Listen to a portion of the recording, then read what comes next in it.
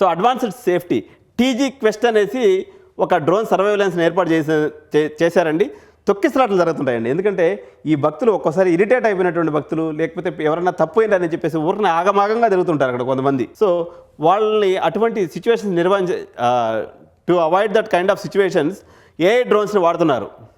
ఎక్కడైతే రద్దీ ఒకసారి ఒక దిక్కడ ఫామ్ అయిపోయి ఏదన్నా మీకు స్టాంపీడ్ లేదా తొక్కిసలాట జరిగే అవకాశం ఉంటుందో అటువంటిది ఇక్కడికి వెంటనే పోలీస్ ఫోర్స్ వచ్చి వాళ్ళని డిస్పర్స్ చేసేటువంటి ఫెసిలిటేషన్ కోసము ఈ యొక్క డ్రోన్స్ అనేది వాడటం జరిగింది.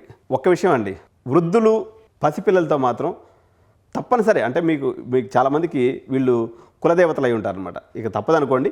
బట్ మేజర్గా మీరు ఏదన్నా జస్ట్ ఒకసారి అమ్మవారిని చూసొద్దాం అనేటువంటి భక్తులు మాత్రం వీలైన వారికి వృద్ధులను అయితే తీసుకుపోకపోవడం మంచిది. అక్కడ సిచ్యువేషన్స్ ఫేవరబుల్గా ఉండవు. అదేవిధంగా పసిపిల్లల విషయంలో కూడా సో అనివార్యత, మీ ఇంటికి ఇవ్వాలనుకున్నారు, లేకపోతే మీకు ఆమె ఇలవేల్పుగా ఉంది, అటువంటిప్పుడు తప్పనిసరి పరిస్థితులు తీసుకెళ్ళినప్పుడు వీలైన కాడికి పోకపోవడమే మంచిది.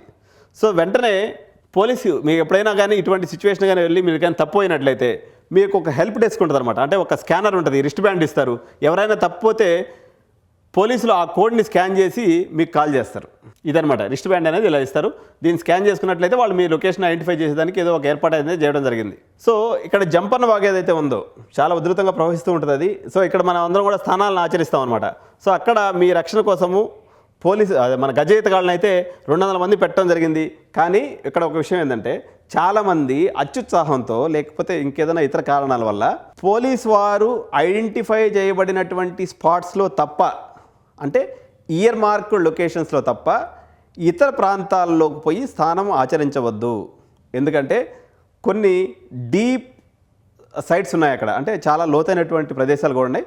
అటువంటి ప్రదేశాల్లో పోతే మీరు మునిగిపోయేటువంటి ప్రమాదం ఉంది. కాబట్టి ఎక్కడైతే పోలీసు వారు ఏర్పాటు చేశారో ఆ సిస్టమ్ను మాత్రమే వాడుకోవాలని భక్తులకి మనవి.